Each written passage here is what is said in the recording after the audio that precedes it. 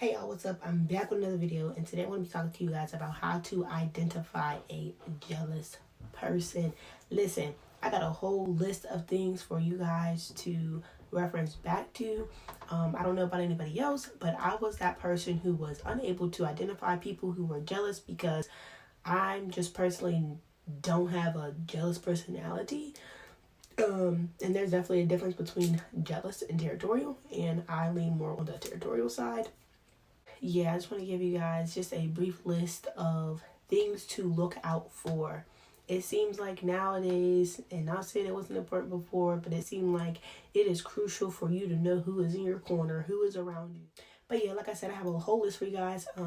I promise if you stick around to watch the entire video that you will gain something. You will gain some nugget and be like, or it's going to be just you already knew these things, but you just never connected the dots because let me just tell you guys something. When you don't have a certain heart posture of envy, of hatred, of anger and hurt and sadness and things like that, you may not always put two and two together. You may not always see it for what it is. If you are a person like me, I always try to see the good in people. And if you keep trying to see the good in people, sometimes you will miss the things that are hidden in plain sight. They're in plain sight, but you're missing it because you're trying to see the best in that person. And I'm not saying that's a bad thing, because I believe that there is a good in everybody. There is something good about everybody, regardless of what the next person think about you. There's something good about everybody. So it's not good, it's not bad to be that way. But when you are that way, you have to guard your heart. You have to guard your heart. So anyways, let me go ahead and jump into it. So the first one I want to touch base on is side-eyeing. Now, let me tell y'all, this was something I was like, okay, I seen one of my old friends doing it. And basically it was kind of just like scanning me like from head to toe. And I'm like, okay. But I dust it off because I'm like, I don't know why she's looking at me like that, but I don't know, maybe it's something she see, Like, I just try to brush it off. Like, I don't know why she was doing it, but I'm not going to try to put my understanding into why she was doing it. So I let it go. But what I realized is that people will side-eye you. And don't be like me and ignore it. Next, moving on, allow outside sources to dictate your relationship. So, meaning, like, say for example, I'm gonna just make up names. Ashley came and told me that Rebecca said that I was fake, or I'm not trustworthy, or whatever. And she like, yeah, such and such told me to watch this, that, and third about you, and da-da-da-da. And that, she let that alone dictate how she feel about me, about our personal relationship. Even though I never shown her those things, she let what another person said dictate how she feels about our relationship. That's weird. Keep an eye out for people who allow other people to speak into your relationship when they know you personally. The next one is portray your character to be undesirable.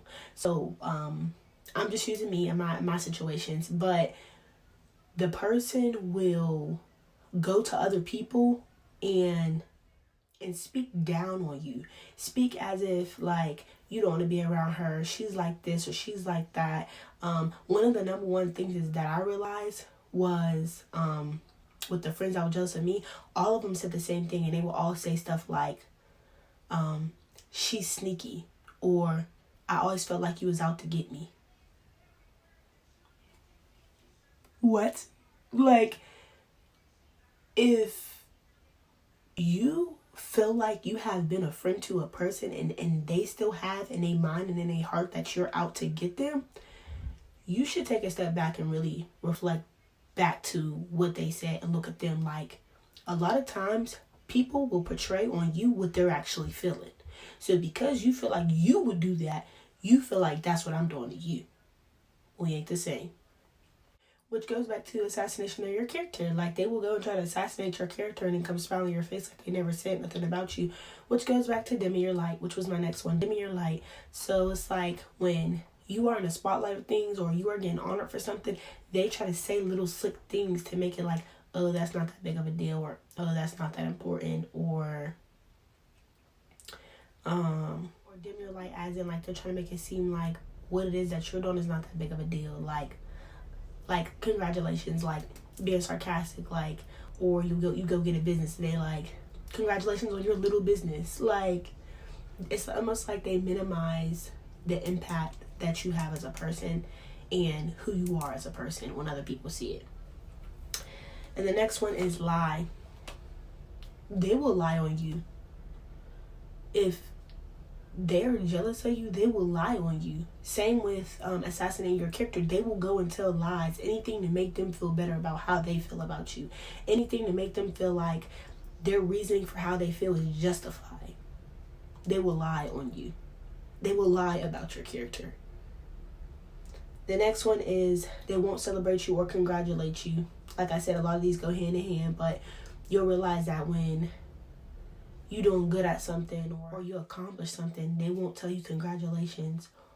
Or, like for me, I seen it with a specific friend. And for me, it goes back to, for me, it was my homecoming. So homecoming was like a big thing at my high school. Me personally, I didn't care about it. But homecoming was like a big thing. I ended up making it on homecoming court. And there was a few friends that really stood out to me because they never told me congratulations. They never told me like, oh, I'm here to support you, because what they would do is like get shirts and stuff to support the person that they wanted to win on homecoming court. And I realized that, and I'm like, wow, like, you're a hater. Like, because for me, it's like, if it was you, I would congratulate you. I don't care if I didn't get on or not. I would still congratulate you as a friend. But it's little things like that. Like, they won't congratulate you. They won't celebrate you. It's like, like, they're not really happy for you for real. But another one is they'll start trying to copy things that you do. It will not be out in the open like that. But if you pay attention, there are certain things that you do that they'll start to do. For me personally, a lot of my friends didn't wear makeup. Like, a good majority of my friends didn't wear makeup. And I will have a few ones that would just say little stuff like, yeah, I like natural stuff all better, or I don't wear all that makeup on my face, or I don't think there's no point in doing it, da-da-da-da. But there you are, asking me now to do your eyeliner, asking me to show you how to put your makeup on, asking me to do your hair in ways that you was like, It's like everything was like, when you did it, but now they doing it. You know what I'm saying? It's like those little things, and it's not a situation. I know some people be like, no, what if they didn't like it and now they just start to like it because they seen like how you applied or whatever. No. Don't be deceived by people trying to cover up their jealousy and their envy towards you with love, with care, with inspiration. There's a difference between envy and jealousy. So be very mindful of that as well. The next one is their reactions. Pay attention to their reactions. Pay attention to your friends' reactions when somebody give you a compliment, or when somebody sit and talk to you about something about yourself, like, oh, you're so pretty, or oh, you're so nice, or oh, I really appreciate when you do this, that, and the third for me, because people don't do that for me. What I've learned is, I didn't see it right there when it was happening, but after the fact, I would sit and think about it like, wow, this person was giving me a compliment, and their reaction wasn't like, yeah, you right, da-da-da-da. Like, it wasn't like a hype you up as a friend. It was more like a, well, how you get that? Well, why you get that? Well, why you think that about her? It's like they giving off hater. Like, those people who are your friends who seem like a hater, pay attention to them. The next one is, when they see what they're doing is not working, they'll get physical and challenge you. Like, let me give you an example. Play fighting. Friends that randomly want to play fight with you, you're not slick. Or those people who create problems out of nothing. Like, it's genuinely no problem. This person keeps saying it's a problem, or it is animosity. It is a problem. And it's like, no, girl, the only problem is you. You are the problem. Like, you keep making a problem out of nothing because you are the problem and you can't see it. And then, I already spoke on turn people against you. They'll turn people against you because they're intimidated by you. You guys, if I can just be completely transparent, honest, there have been so many times in my life where I had females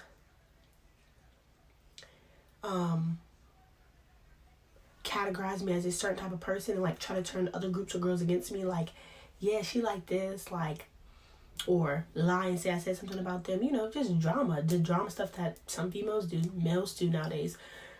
But yeah, like, they'll just try to turn people against you because they're intimidated by you.